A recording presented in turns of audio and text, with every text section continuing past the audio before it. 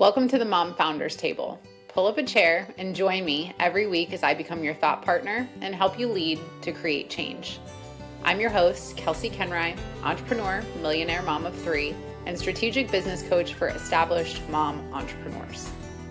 Every week, you will get tactical guidance to apply to your business, leadership, and life that will help you further your true success while also being invited into a new way of thinking and being that creates true freedom. I'm here to call you out and call you up, so take a seat and let's begin. Welcome back to another episode of the Mom Founders Table, and here's the truth that nobody wants to hear. Too many of you guys are just winging it.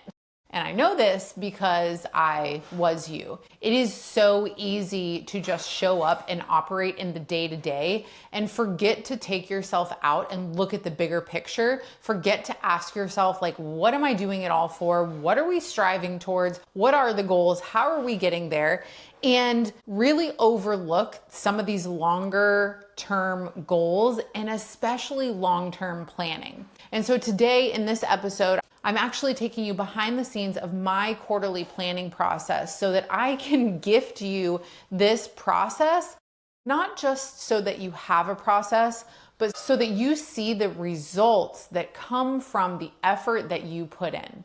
The truth is that when we just wing it, right? Whether that's on a day-to-day or a week-to-week basis, we are really cutting off our potential. We are really selling ourselves short and we're leaving a lot of money on the table. We're leaving a lot of impact on the table. Just winging it, I think, comes a lot from this place of really, as an entrepreneur, we desire this freedom and this flexibility and to be able to do what we want because we're the boss. And in the same sense, we will either recreate this 9-to-5 job that feels very scattered and disorganized and keeps us in a cycle of chaos, or we will refuse structure that really is optimal for our operating system and our brains that then keeps us in fight or flight for continuous periods of time. And then we're just functioning and we're not really doing things at the best of our ability, at the best quality. And so if we want to get better results from our efforts, we need to be more organized in our efforts and we have to prioritize planning on a small week-to-week basis, looking ahead and making sure that we have adequate space and time for the things that we need to get done, to make sure that we have adequate support for the times when we need it for our children and who's picking up who, and just sitting down. And this is why I'm so adamant about having a weekly non-negotiable planning process. But from a bigger scale, sitting down and doing quarterly planning, not necessarily even with your team, but at least for yourself, so you have your clear markers, your clear drivers, and a clear direction.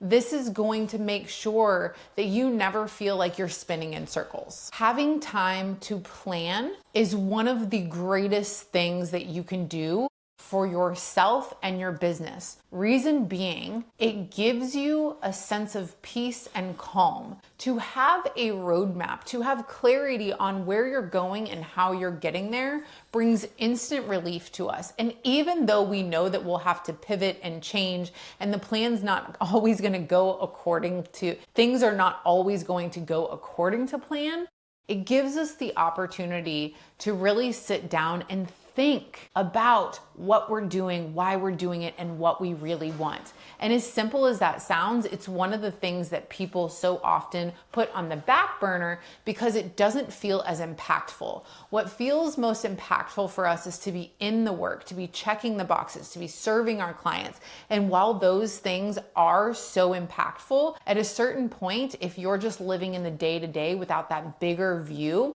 that bigger holistic thought process behind what you're doing, why you're doing it, what needs to change, how it needs to change, then you're going to wake up 5 or 10 years from now and be like, oh my gosh, what am I doing? And why does every day just look like freaking Groundhog Day, right?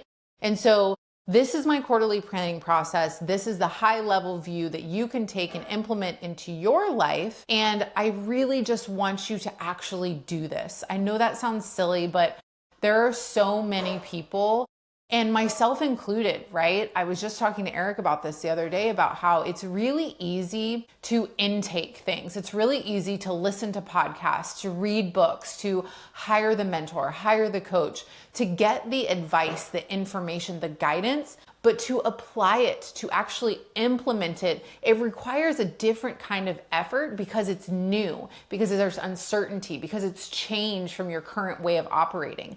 And so I want to preface this today by saying everything that you're spending time learning will not serve you if you don't do it. Okay? And I know that that goes without saying, but I feel like we all need that reminder sometimes, right? You're always evolving, but remember that you can learn, but you're not going to grow unless you actually implement. Okay, so I believe in long-term planning. I believe in looking at our annual plan. I believe in having a vision for 3 years, 5 years, 10 years. But actually, I don't get very detailed with exactly what those super long-term plans are. And when it comes to the business, actually, even for the annual plan, it's more about ideas and possibilities and potentially what we could do, because business changes, the market changes, industries change, life changes. There are different seasons for things.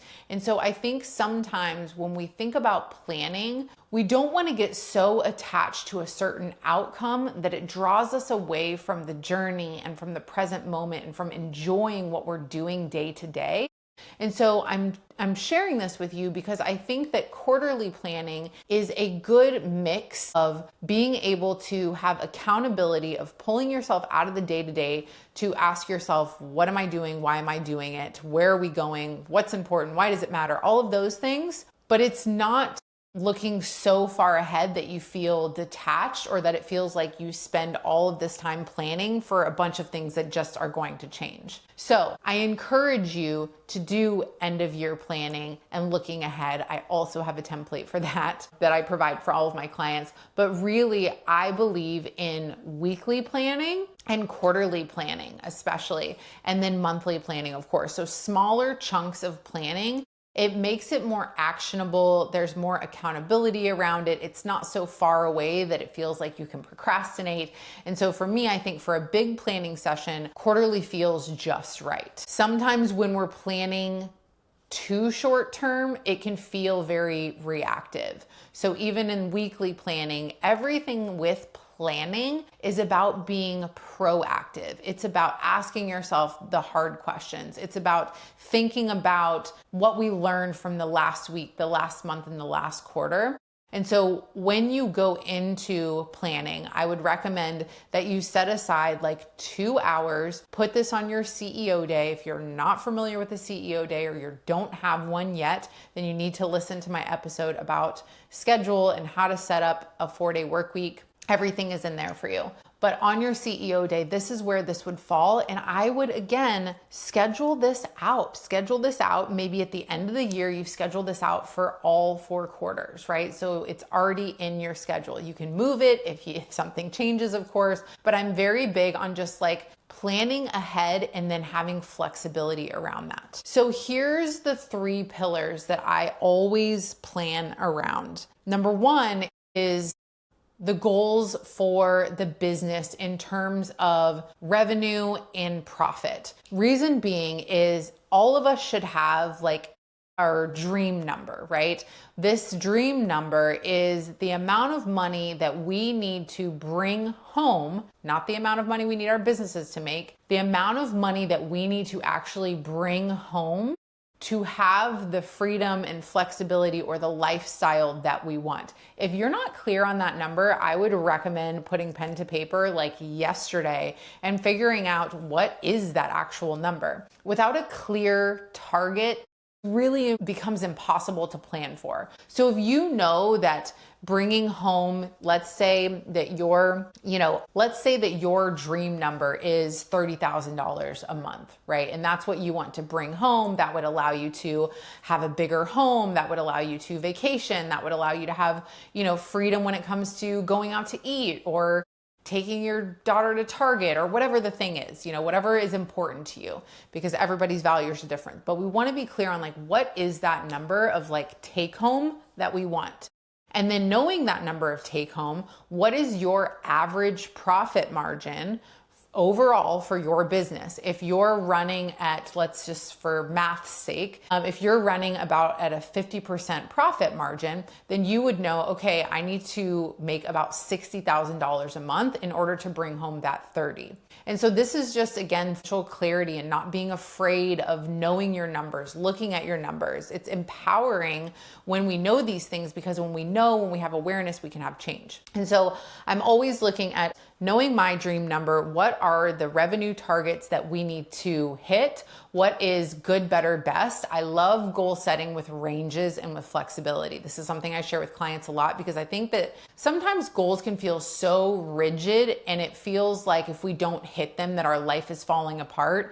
And so I love a good, better, best goal. And so first, just thinking about numbers, right? What revenue target does the business need to hit in order to bring home that dream number? And then looking at like, is that realistic? How far off from that are we? Do we have the actual profit margins to be able to do that? Do we need to adjust profit margins? So just really first looking at the financial situation and the goals there. The second thing is looking at marketing and sales, right? So if first we're looking at numbers and we're getting that financial clarity of what we need, then we have to go into, okay, well, then we got to look at what is our current forecast for what we are already contracted for, and then what additional revenue do we need to bring in? And so knowing that we need X amount of additional revenue, how many sales do we need? What type of sales do we need? How many new clients do we need? How many renewals do we need? And kind of playing out the numbers there. Once we have those numbers, then it allows us to look at our marketing and our sales funnel. So your marketing should always be set up to feed your sales funnel. This is something that is business 101, but it's really easy to forget, because as business owners, the first thing we always want to hand off and don't want to do, because it's generally not in our skill set, is marketing, right? And so for me, marketing is in my skill set, and I serve in a lot of ways as marketing help for my clients as well when we're looking at their marketing and sales funnels. But for you and the industry that you're in, it might not be. And so just knowing that the efforts that you're putting out in your marketing, your social media platforms, your podcasts, your email, any way that you are putting out any sort of content or value, that should be feeding into something else that eventually goes into your sales funnel. So it should be one big funnel, essentially, right? So somebody could find a piece of content on your social media. That piece of content would lead them to a discovery call with you, or that piece of content would lead to a free lead magnet that you have. That free lead magnet is then going to lead them into a discovery call with you or a program that you have. And so that's like a high level just reminder of like how things should function, is that we want our marketing to be a funnel into something else. We don't want to spend time, energy, and money on marketing for it to not produce results. So I'm always looking at current marketing numbers, what sorts of results they're producing, where it's not working, what is working there, what is, transferring into the sales funnel. And then looking at the sales funnel of, okay, how many people did we have come in? How many people converted? And just really going back to data. Honestly, like this data of like, how is our website performing? How are our emails performing? How is our social performing? And what does that tell us? Allows us again to say, okay, well, this platform is not really performing well. Let's say we've never got a client from a certain platform. Why are we continuing to pour into that? Have we given it adequate time? Do we want to change how we're showing up at that platform? Or do we just want to get rid of that effort altogether? So revenue and profit first, financial clarity, marketing and sales next, performance and changes, and then capacity. What does my capacity look like in the upcoming season? How much am I traveling? What time off am I taking? what days are the kids out of school? Is Eric traveling, right? And so considering my energetic capacity, considering my time capacity, considering the commitments that I already have, looking ahead, knowing the responsibilities that I have, and then getting clear on what actual workload can I take on based on my capacity. And this is really key, and this is the one that I think that a lot of business owners leave off, because a lot of times we're reviewing things with our marketing team, we are reviewing things with our financial team. So we should have up to date, at least to some point,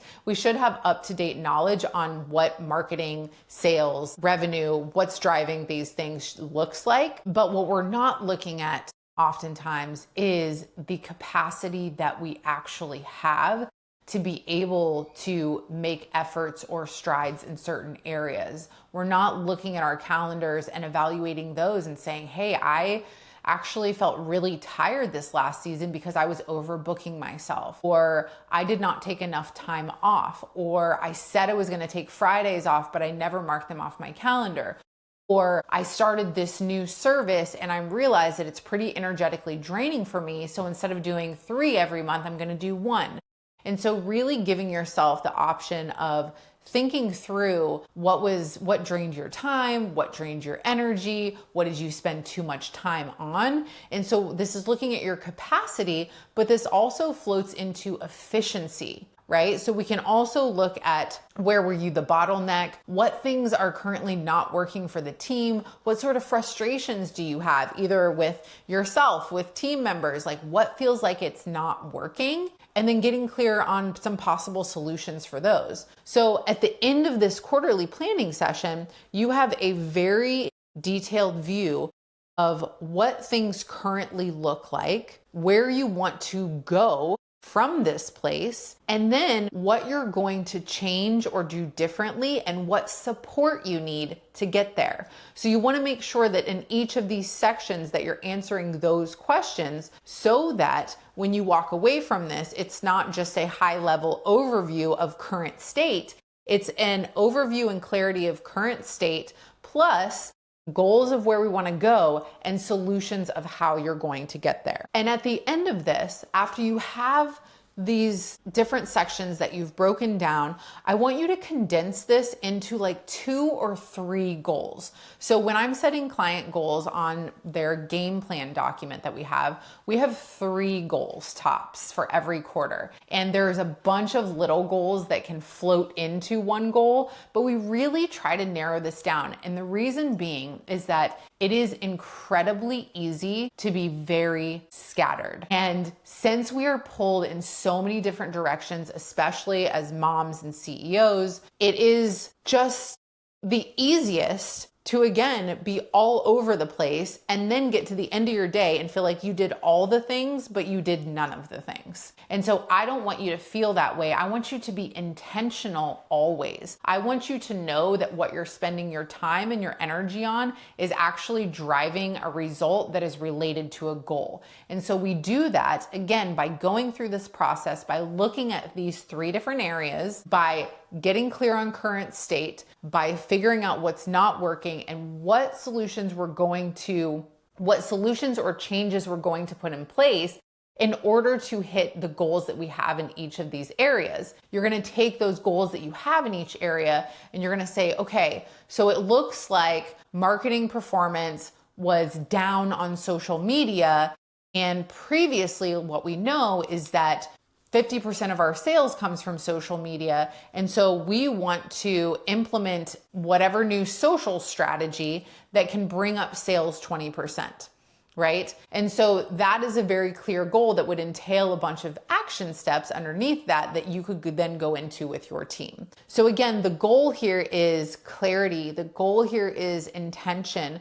The goal here is to step back and reflect on what you did well and really give yourself the moment to savor what you built and what you accomplished, and then look at that and say, and what do I want to do next and how am I going to get there? So if you feel like that you plan, but maybe you never stick to the plan, if you feel like that you're working nonstop, but you're not necessarily seeing the results that you want, if you feel like you're just juggling too many things to actually stay stay on a track to where you can even be intentional, I want to invite you to my upcoming masterclass, Your Most Profitable Quarter Yet. And it is exactly what the name is. It is a free class in which I am teaching you how to have your most profitable quarter yet. So this is all about what you need to do in your business, the changes that you need to make, the upgrades that you need to make, and where you're probably missing the mark to where you can actually create more profit without doing more work. So we will put the link to the class in the show notes today. Thank you for listening, and we will see you guys next week.